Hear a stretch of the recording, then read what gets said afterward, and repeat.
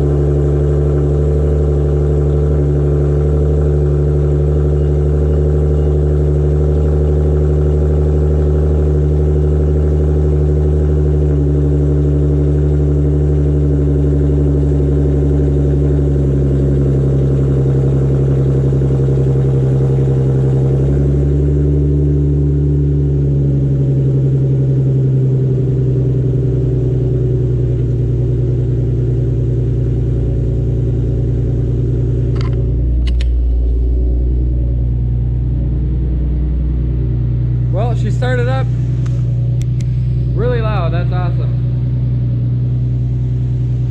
Well, I'm gonna get everything put back together and then I'm gonna take it out for a little spin. That's gonna end today's video. Thank you for watching. Please like, share, and subscribe.